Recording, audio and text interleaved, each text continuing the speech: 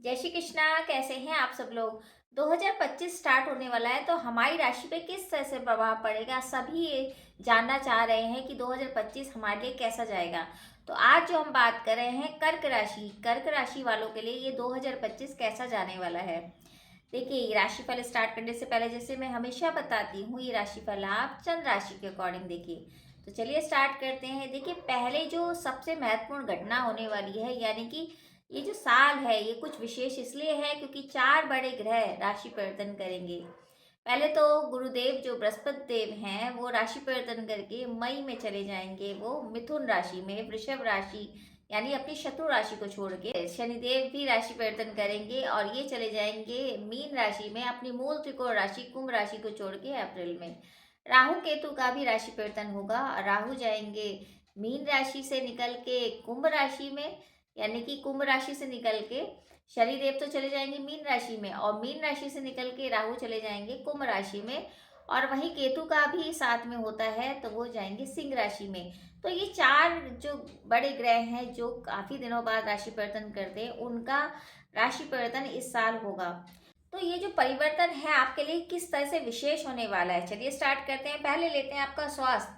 देखिए, बहुत टाइम से कर्क राशि परेशान थी क्योंकि ढैया चल रही थी शनि की, और शनि की ढैया अब समाप्ति पर है, यानी कि अप्रैल में 2025 अप्रैल में शनि की ढैया समाप्त हो जाएगी। तो इनका स्वास्थ्य पहले से बेटर हो जाएगा, यानी अच्छा हो जाएगा। तो जो थोड़ी बहुत जो दिक्कतें हैं वो शुरू के 4-5 महीने रहेंगी, उसके बाद इनके स्वास्थ्य के हिसाब से जो बहुत दिन से दिक्कतें चल रही थी, पुरानी बीमारियों से परेशान थे, बहुत सारे स्ट्रगल्स आ रहे थे, बेवजह की चोट चपेट हो रही थी, ये सारी चीज़ें दूर हो जाएंगी अप्रैल के बाद। तो स्वास्थ्य के हिसाब से ये जो आधा साल है बहुत अच्छा जाएगा। सारी बीमारियां आपकी खत्म हो जाएंगी, मतलब कि अगर बीमारी होगी तो उसका एक निदान मिल जाएगा। अप्रैल के बाद आपके स्वास्थ्य में सुधार आएगा। विद्यार्थियों की बात करें तो बहुत अच्छा समय जाएगा, क्योंकि आपका जो ध्यान है वो बहुत दिन से भटक रहा था आपकी पढ़ाई से लेके, लेकिन अब आपका ध्यान लगने लगेगा अप्रैल के बाद। और अप्रैल के बाद जो विदेश से रिलेटेड आप चाहते थे कोर्स करना या कहीं एडमिशन चाहते थे वो सारा हो पाएगा। तो यानी कि आपके लिए ये टाइम बहुत अच्छा जाएगा आफ्टर अप्रैल, यानी अप्रैल के बाद आपके लिए बहुत अच्छी खुशखबरी भी मिल सकती है। अगर हम आपकी प्रोफेशन लाइफ की बात करें तो ज़बरदस्त। देखिए, बहुत टाइम से आप स्ट्रगल कर रहे थे, पैसों से रिलेटेड हमेशा कुछ ना कुछ प्रॉब्लम रहती थी। कोई वाहन लेना चाह रहे थे तो वो भी नहीं ले पा रहे हैं, कोई भूमि लेना चाह रहे हैं तो उसमें भी दिक्कतें आ रही हैं, स्ट्रगल बढ़ गए थे। लेकिन अब अप्रैल के बाद आप नया कारोबार, नया जॉब, जो भी आप चाहते हैं वो कर पाएंगे। कोई नई शुरुआत अगर आपको करनी है तो अप्रैल के बाद करिए, बहुत अच्छा समय जाएगा, मतलब धन के हिसाब से भी और काम के हिसाब से बहुत अच्छा है। यात्राओं से आपको लाभ भी होगा, यानी विदेश यात्रा भी आपकी संभव है।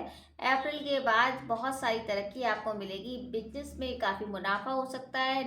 बिजनेस में जो आप फेरबदल करना चाहते थे वो अप्रैल के बाद करिए। अगर जॉब का ट्रांसफ़र या जॉब चाहते हैं तो अप्रैल के बाद आपका सब कुछ होगा, यानी प्रोफेशन लाइफ आपकी बहुत अच्छी जाएगी। कारोबार के हिसाब से, जॉब के हिसाब से सब कुछ ठीक होना शुरू हो जाएगा अप्रैल के बाद। अगर हम आपके रिश्तों की बात करें, बहुत दिन से मनमुटाव चल रहा था, आपके हस्बैंड वाइफ में बन नहीं रही थी, रिश्ते खराब हो रहे थे, रिश्तों में अनबन चल रही थी, तो वो सारी चीज़ें सही होने लगेंगी अप्रैल के बाद, क्योंकि दैया समाप्त होगी। तो बहुत सारी मिसअंडरस्टैंडिंग जो हो रही थी वो मिसअंडरस्टैंडिंग खत्म होने लग जाएगी। तो रिश्तों के हिसाब से भी ये टाइम बहुत अच्छा है, तो काफ़ी रिलीफ आपको मिलने वाला है इस साल में। अगर हम धन की बात करें तो जैसे मैंने आपको कहा कि आपका कारोबार अच्छा चलेगा तो नेचुरली धन भी अच्छा आएगा, और बिजनेस में नए मुकाम आप हासिल कर पाएंगे। रुका हुआ धन आ सकता है, केस से कोई आप परेशान थे तो वो केस से भी आपको मुक्ति मिलेगी। प्रॉपर्टी का लाभ आपको मिलेगा तो उसमें भी धन का उपार्जन आप कर सकते हो। तो धन के हिसाब से टाइम बहुत अच्छा है। ये तो मैंने एक संक्षेप में बता दिया है कि आपको क्या उपलब्धि मिलेगी और क्या खुशखबरी है आपके लिए, क्योंकि बहुत टाइम से आप परेशान थे। तो अब स्वास्थ्य के हिसाब से, धन के हिसाब से, रिश्तों के हिसाब से ये टाइम बहुत अच्छा जाएगा। लेकिन अब हम बात करते हैं आपके महीनों के हिसाब से कि जनवरी से लेकर दिसंबर तक आपको किस बात का ध्यान रखना है और क्या आपको एक तरह से उपलब्धि मिलेगी। तो चलिए जनवरी की बात करें तो जनवरी में आपको मान सम्मान की रक्षा करनी बहुत ज़रूरी है, क्योंकि यहाँ आपको थोड़ी सी दिक्कत हो सकती है। पुराने लोन्स आपको परेशान कर सकते हैं, कर्जा थोड़ा सा परेशान कर सकता है। तो आप कोशिश करिए, शनिदेव की पूजा करेंगे तो बहुत अच्छा रहेगा, क्योंकि ये उतरती हुई ढैया है तो थोड़ा सा परेशान कर सकती है। तो आपको थोड़े से समझदारी से काम लेने पड़ेंगे, सूझबूझ से अगर डिसीजन लेंगे तो बहुत अच्छा रहेगा। वहीं अगर हम फरवरी की बात करते हैं, तो फरवरी में आपकी सेहत का थोड़ा सा प्रॉब्लम हो सकता है, हेल्थ के इश्यू हो सकते हैं, कोई पुरानी बीमारी आपको परेशान कर सकती है, चोट चपेट का भी आपको पूरा तरह से खतरा लग रहा है। तो फरवरी में बहुत तरीके से आप चलेंगे, बहुत बैलेंस करके चलेंगे, ज़्यादा किसी पे ट्रस्ट नहीं करेंगे तो अच्छा रहेगा। मार्च के महीने में मित्रों का सहयोग आपको मिलेगा। पार्टनरशिप में आप कोई काम करना चाह रहे थे तो वो काम आप करना शुरू कर सकते हैं। हो सकता है धन लाभ आपको अचानक हो जाए या पुराना धन आपको मिल जाए।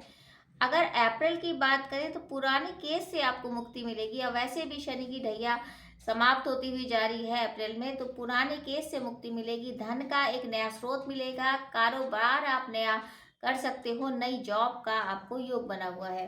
मई की बात करें तो आपको देश विदेश से लाभ होने की संभावना है, यानी कि विदेश से रिलेटेड कोई काम अगर आप चाह रहे थे वो काम आपके बनेंगे, मान सम्मान में वृद्धि होगी, और हो सकता है घर में कोई आयोजन अच्छा हो जाए, यानी कि कोई आयोजन आप कर पाएँ और वो बहुत अच्छा होगा, जिसके कारण आपकी वाहवाही भी हो सकती है।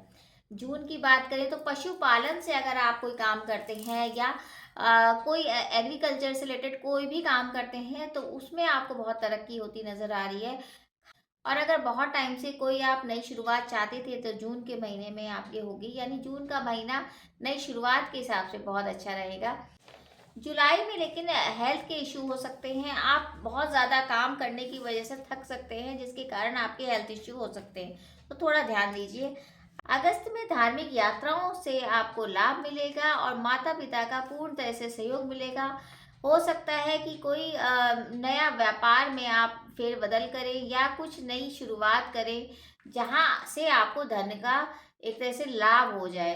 तो यानी कि अगस्त का महीना धार्मिक यात्राएं और यात्राओं से लाभ आपको पूरी तरह से मिलेगा। अगर हम सितंबर की बात करते हैं तो सितंबर से आपको लाभ ही लाभ है, यानी कि कोई रुका हुआ धन आपके पास आ सकता है, केस से आपको मुक्ति मिल सकती है, और बस ये ध्यान रखना पड़ेगा कि हेल्थ के इश्यू हो सकते हैं। अगर अक्टूबर की बात करें तो आपको प्रतियोगिता में सफलता मिल सकती है। आप अगर किसी पे आंख बंद करके विश्वास करते हैं तो सावधान हो जाइए, अक्टूबर के महीना थोड़ा सा आपको एक कष्ट दे सकता है। प्रतियोगिता के हिसाब से सही है, विद्यार्थियों के लिए अच्छा है, लेकिन अगर वहीं आप बिजनेस में या किसी चीज़ में आप आंख बंद करके किसी व्यक्ति पे विश्वास करते हैं तो उसका थोड़ा सा आपको ध्यान रखना पड़ेगा, किसी पर ब्लाइंड फेथ नहीं करिए। वहीं नवंबर की बात करें तो उपहार मिलने की संभावना है, यानी अगर आप कहीं जॉब में हैं या कहीं अच्छा काम कर रहे हैं तो उस टाइम आपको उपहार मिल सकता है, कोई व्यक्ति आपको कुछ उपहार दे सकता है, किसी आयोजन में आप जा सकते हो, मनोरंजन स्थल की यात्रा कर सकते हो। तो अक्टूबर नवंबर में ये सारी चीज़ें होंगी ही होंगी। दिसंबर की बात करें तो जॉब में प्रमोशन, जॉब में कोई फेरबदल, या हो सकता है कोई जो पुरानी बीमारी आपको बहुत दिन से चल रही थी वो बीमारी का एक समाधान बहुत मिल जाए आपको, जिससे आपकी बीमारी दूर होने लगेगी, यानी कि बहुत सोल्यूशन दे के आएगा दिसंबर का महीना, काफ़ी चीज़ें आपकी सॉल्व होती नजर आएंगी जाते जाते दिसंबर में। तो ये तो था जनवरी से लेके दिसंबर तक के बारे में एक संक्षेप वर्णन की क्या क्या चीज़ों का आपको सावधान रहना है या क्या क्या चीज़ों से आपको लाभ मिलेगा। अगर हम उपायों की बात करें तो आपकी राशि के स्वामी है चंद्रमा, तो सफ़ेद चीज़ों का दान जितना आप करते हो उतना अच्छा रहता है। अगर आप शिव जी को कच्चा दूध में अगर गंगा जल मिला के चढ़ाते हो, अभिषेक करते हो, तो उससे आपको बहुत फल मिलता है, यानी कि चंद्रमा आपका स्ट्रांग होता है।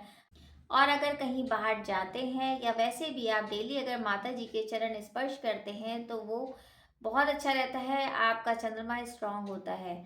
और हो सके तो कुछ सफ़ेद चीज़ों का दान सोमवार के दिन ज़रूर करिए। बस इतने ही उपाय कर लेंगे तो बहुत अच्छा रहेगा, और जो रुके हुए काम है वो भी आपके काम होंगे। तो ये तो था एक संक्षेप वर्णन की पूरा जो साल है आपका कैसा जाएगा 2025। हालांकि खुशी की बात यह है कि ये बहुत दिन से आप परेशान थे, ढैया से ढैया समाप्ति का टाइम है, तो आपके लिए तो ये टाइम बहुत अच्छा जाएगा, काफ़ी अपॉर्चुनिटी आपको मिलेंगी। तो उम्मीद है ये छोटी सी जानकारी आपको अच्छी लगी होगी। तो इसी उम्मीद के साथ ये जो नव वर्ष है ये नववर्ष आपके लिए मंगलमय हो, सारी परेशानी आपकी दूर हो जाए। Wish you very very happy new year. और अगर आपको वीडियो अच्छा लगे, आपको थोड़ी सी जानकारी अच्छी लगे, तो वीडियो ज़रूर शेयर कीजिए। जय श्री कृष्णा।